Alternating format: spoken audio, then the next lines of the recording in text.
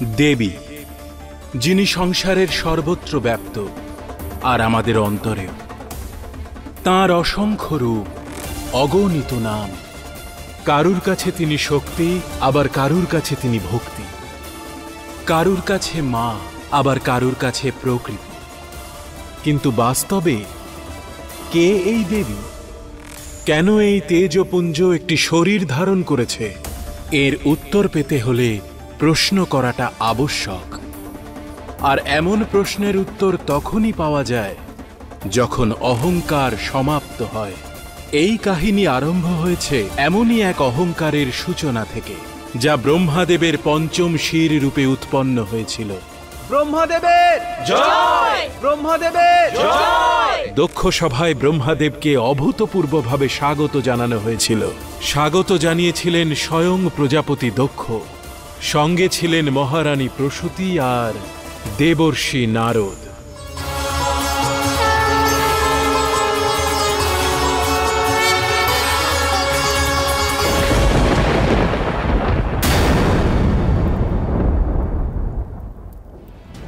কি হয়েছে পিতা? আপনাকে খুব চিন্তিত মনে হচ্ছে। আমি কি কোনোভাবে আপনাকে সম্মান জানাতে ত্রুটি করেছি? আমাকে সম্মান জানানোতে কোনো ত্রুটি হয়নি, ত্রুটি হয়েছে ওই নির্মাণে।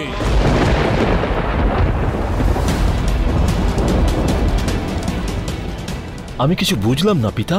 শিব আর বিষ্ণুর আসন আমার সামনে রেখেছে।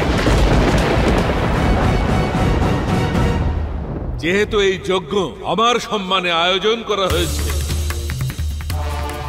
এই সম্পূর্ণ সৃষ্টির রচনা আমিই করেছি, এমনকি শিব আর বিষ্ণুর রচনাও আমিই করেছি। তবে ওই দুজনের আসন আমার সমান কি করে হতে পারে?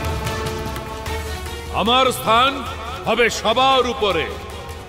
ক্ষমা করবেন পিতা, আমি এখনই আপনার জন্য একটা বিশিষ্ট আসন নির্মাণ করছি।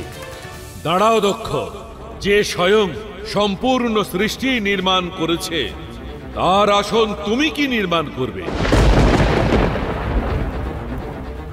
আমি স্বয়ং নিজের আসন নির্মাণ করব। সেই আসন এমন সৃষ্টি করব, সভায় উপস্থিত সবাই খুব ভালো করেই জেনে যাবে যে কেন আমি ব্রহ্মা শিব আর বিষ্ণুর থেকে অধিক সম্মানের অধিকারী।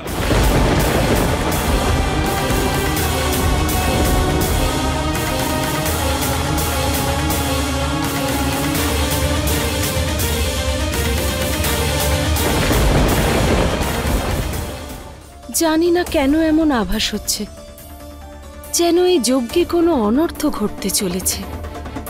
সব যেন শুভ হয় নারায়ণ।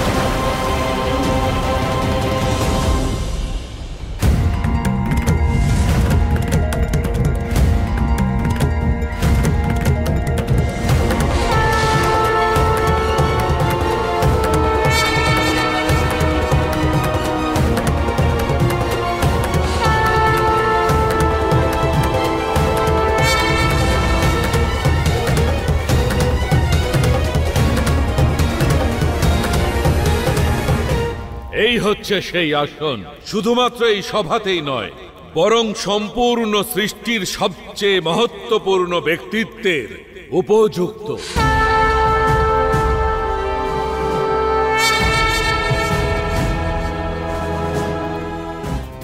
একদিকে ব্রহ্মাদেবের অহংকার ছিল গগনচুম্বী, আর একদিকে এমনও একজন ছিলেন যিনি নিজেকে সর্বত্যাগী ভাবতেন, যার মনে অহংকার নেই, বিনয় আছে, বৈরাগ্য আছে।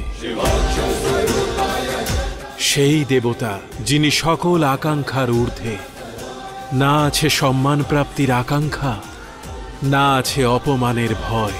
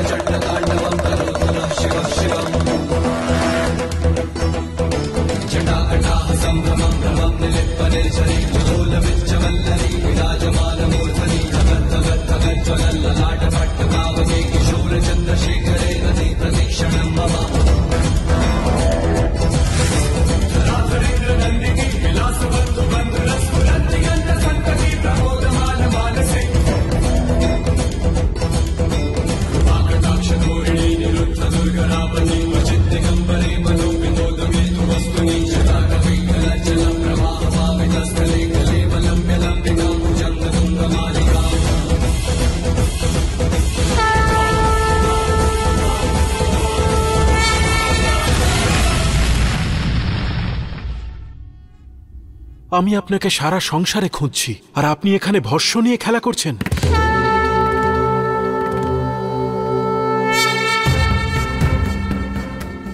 নারায়ণ, সমস্ত ক্রীড়া শুধুমাত্র এই ভস্যেরই তো? কারণ সংসারের প্রতিটি কণার ভবিষ্যৎ কোনো না কোনো দিন এই ভস্যেই পরিণত হবে।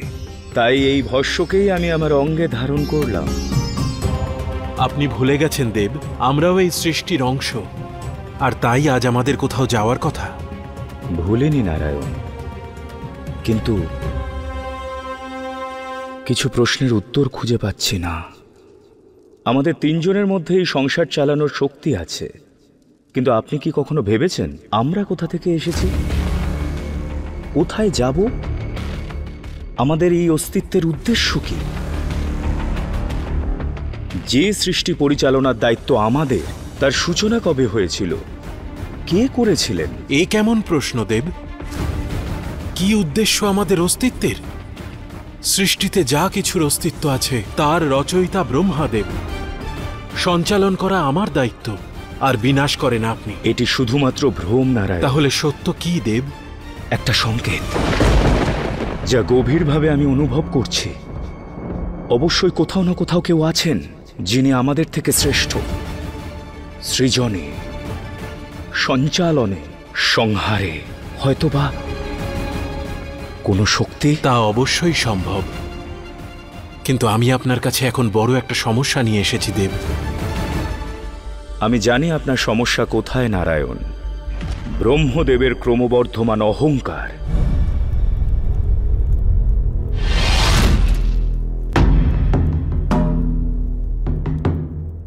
দক্ষ, এখন তোমাকে যজ্ঞ আরম্ভ করার অনুমতি দিলাম। যথা আজ্ঞা পিতা। ক্ষমা চাইছি আমি।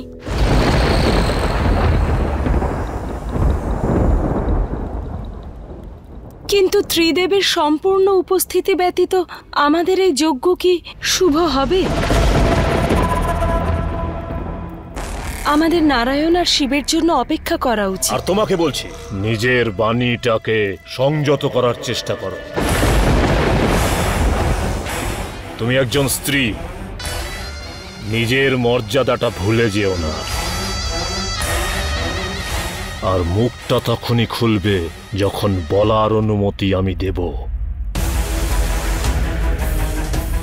পরম পিতা ব্রহ্মদেব সব থেকে অধিক জ্ঞানী, আর সৃষ্টির রচয়িতা উনি। যখন উনি আমাকে অনুমতি দিয়েছেন যে যজ্ঞ শুরু করা হবে, তাহলে যজ্ঞ শুরু হবে, আর কারোরই অপেক্ষা আমি করব না।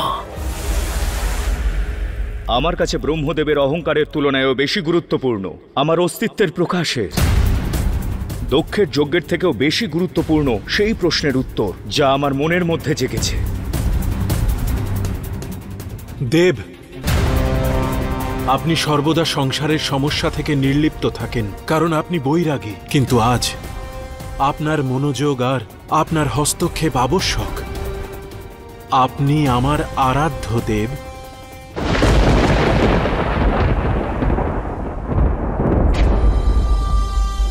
আমার সম্পূর্ণ বিশ্বাস যে আপনি আমার অনুরোধ রাখবেন। আপনি ব্রহ্মাদেবকে তার অহংকার থেকে মুক্ত করবেন। ব্রহ্মায় নমঃ, ব্রহ্মায় নমঃ, ব্রহ্মায় নমঃ, ব্রহ্মায়। থামুন প্রজাপতি দক্ষ।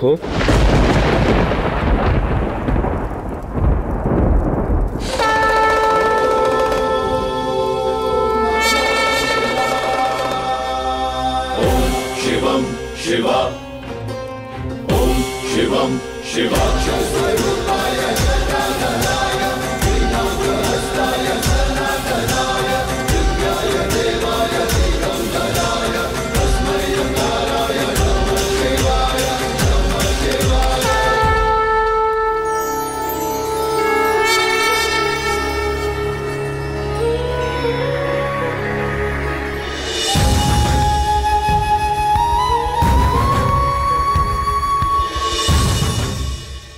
প্রজাপতি দক্ষ, আমি এখানে কোনো ব্যাঘাত ঘটাতে আসিনি। আমি আপনার মঙ্গল কামনার জন্য এসেছি। ব্রহ্মদেব দ্বারা পৃথ্বীলোক রচনার মনোবাঞ্ছায় আপনি যে যজ্ঞ করছেন, আমি কামনা করছি তা যেন সফল হয়। কিন্তু এই যজ্ঞ যাতে সফল হয় তার জন্য এই যজ্ঞবেদিতে অন্য কারোর উপস্থিতি অনিবার্য। আপনি এটা কাকে ইঙ্গিত করে বলছেন? আমি তার দিকেই ইঙ্গিত করছি, যিনি এই যজ্ঞকে সঠিক পথ দেখাবেন। মহারানী প্রসূতি।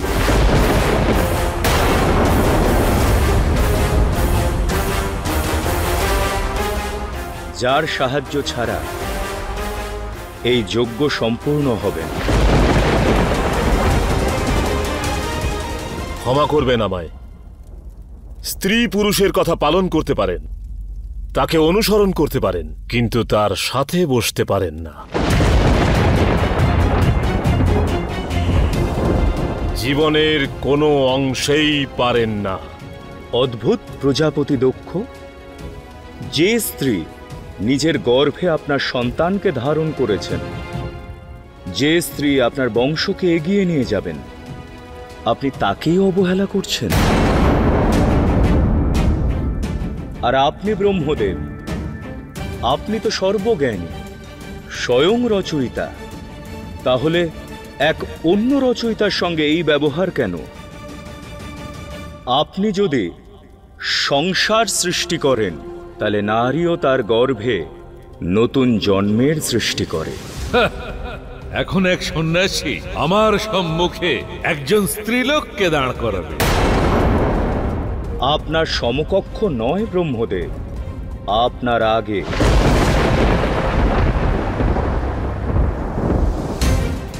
নারী নিজেই ত্রিমূর্তি। নারী সন্তানের জন্ম দেয়, তাদের লালন পালন করে, আর তাদের ভেতরে জন্ম নেওয়া কুসংস্কারকে নাশও করে। তাহলে নারী পুরুষের দ্বৈরথ কোথায়? সে অনুসারিণী কেন, যখন জীবনকে সেই এগিয়ে নিয়ে যায়? এটাই সত্য ব্রহ্মদেব, যে পুরুষ নারীকে নিজের পেছনে এই কারণে রাখে যাতে নিজের দুর্বলতাকে লুকোনো যায়।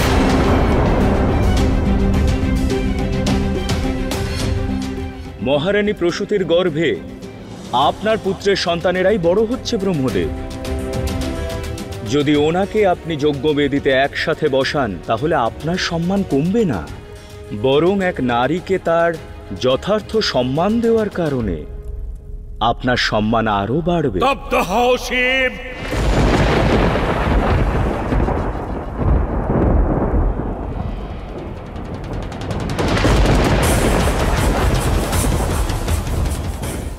ব্রহ্মাদেবের এই সৃষ্টি নির্মাণ করবার জন্য একজন নারীর সাহায্যের কি প্রয়োজন? শিব, এই সৃষ্টি নির্মাণ করবার জন্যে একজন নারী কেন? তোমাকেও আমার প্রয়োজন নেই, আর নারায়ণকেও নয়। আমি নিজের উদারতা দেখিয়ে তোমাকে ত্রিমূর্তির অংশ করে রেখেছি, আর তুমি আমাকেই তুচ্ছ জ্ঞান করছো আর নিজেকে শ্রেষ্ঠ প্রমাণ করতে চাইছো। ব্রহ্মদেব, এই প্রশ্ন কখনোই ছিল না যে আমাদের তিনজনের মধ্যে কে শ্রেষ্ঠতম, কারণ অনাদিকাল থেকে কেউ তো আছেন যিনি আমাদের থেকে শ্রেষ্ঠ, যিনি আমাদের থেকে অধিক শক্তিশালী, আর হয়তোবা আমাদের সৃজন তিনিই করেছেন। শিব,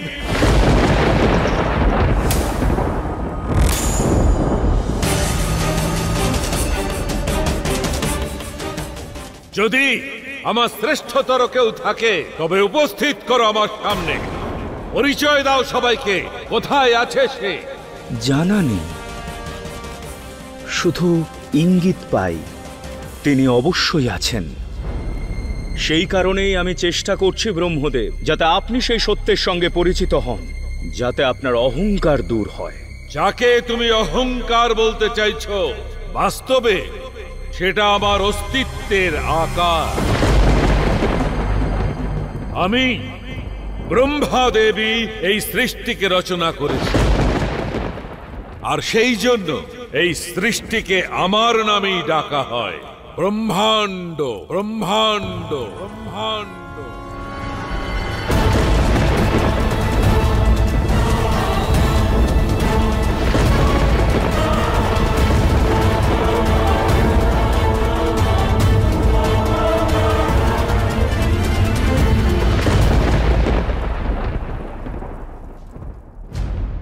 এই পঞ্চম শির হচ্ছে প্রতীক আমার শ্রেষ্ঠত্ব প্রমাণের। আর তুমি এই সভাতে আমাকে তুচ্ছ প্রমাণ করবার চেষ্টা করেছো, কিন্তু আজ এই পূর্ণ সভাতে আমি প্রমাণ করব যে আমি সর্বোপরি, সর্বশ্রেষ্ঠ। আমি সবার সম্মুখে এই পূর্ণ সভায় ত্রিলোক আর মনুষ্যদের শাসন করব।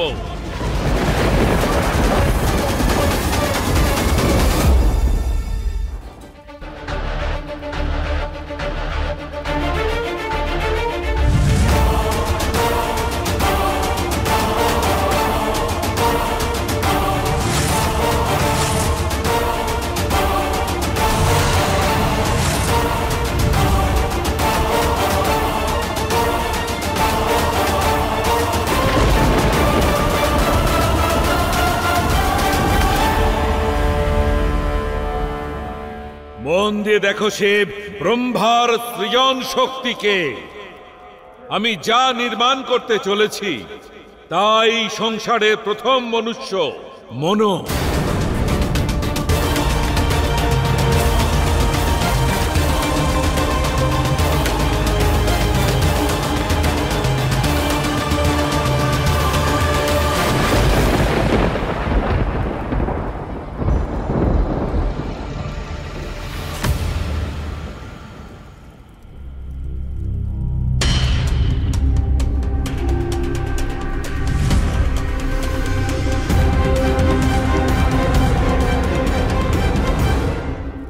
আপনি নিজে প্রত্যক্ষ করলেন ব্রহ্মদেব, এখনো কি প্রমাণের প্রয়োজন আছে?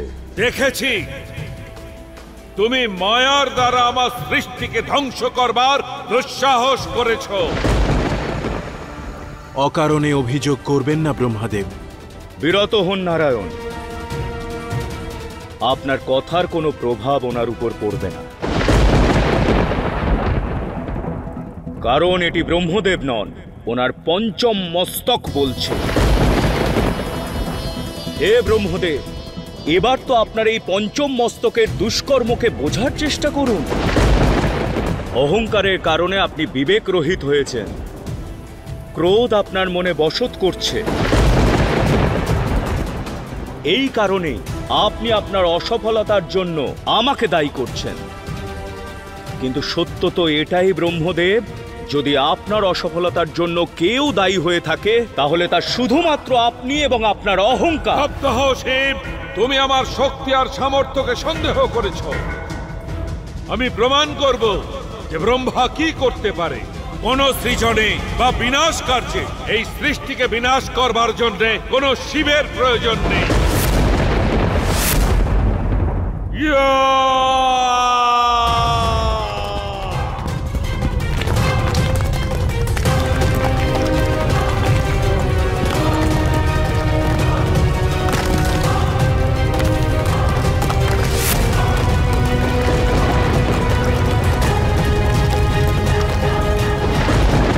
ব্রহ্মদেব, আপনার অহংকারের কারণে সৃষ্টির ভারসাম্য নষ্ট হচ্ছে। আর যখন কোনো পাপী বা দুরাচারী নিজের সীমা লঙ্ঘন করে সৃষ্টিতে সংকট উৎপন্ন করে, তখন আমি শিব আমার সংহারক মূর্তি ধারণ করি। এতদিন সংসার আমার সৃজন শক্তি দেখেছে, আর এবার এই সংসার দেখবে ব্রহ্মার বিনাশ লীলা। আমার অষ্টভুজে প্রকট এই ব্রহ্মাস্ত্র 8 দিকে প্রলয় নিয়ে আসবে, আর তখন না এই সৃষ্টি বাঁচবে, আর না এই শিব, আর না থাকবে শিবের প্রলাপ। বিনাশ হবে এই সব কিছু। ব্রহ্মদেব, এখন আর আপনি আমার কাছে কোনো বিকল্প পথ রাখেননি। প্রয়াস অনেক করেছি, এবার আমি প্রহার করব।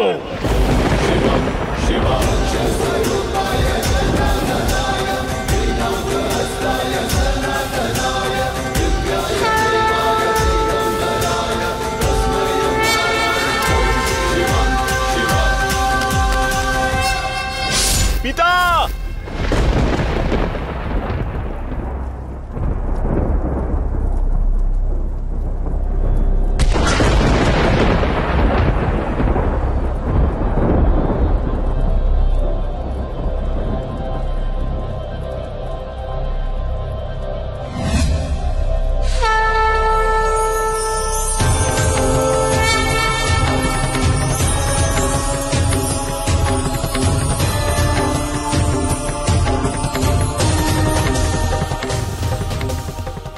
প্রকাশপুঞ্জ এ কিসের ইঙ্গিত?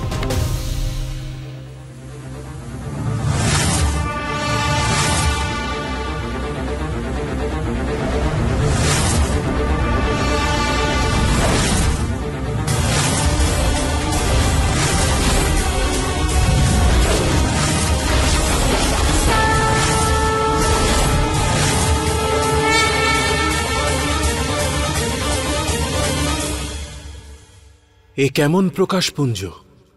এ কি কোনো মায়া? না নারায়ণ, এ সেই মহান শক্তির ছায়া, হিরণ্যগর্ভ, যেখান থেকে আমরা সবাই জন্মেছি আর বারবার জন্ম নেব, নিরন্তর জন্ম নেব। হে মহান শক্তিপুঞ্জ, আপনি যেই হন, শিব আপনাকে 100 কোটি প্রণাম জানায়। কৃপা করুন আর আমাদের দর্শন দিন।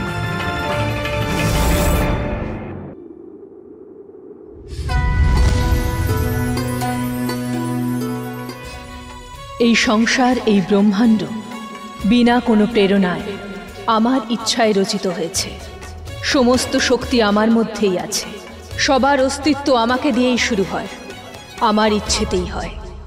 শ্রেষ্ঠ বা নীচ, মহান বা তুচ্ছ, শক্তিশালী বা দুর্বল, সব কিছু আমার থেকেই হয়, আর অনন্ত পর্যন্ত আমার কারণেই হবে। আমি সবার প্রারব্ধ আর পুরুষার্থ, আমি সবার দৈব।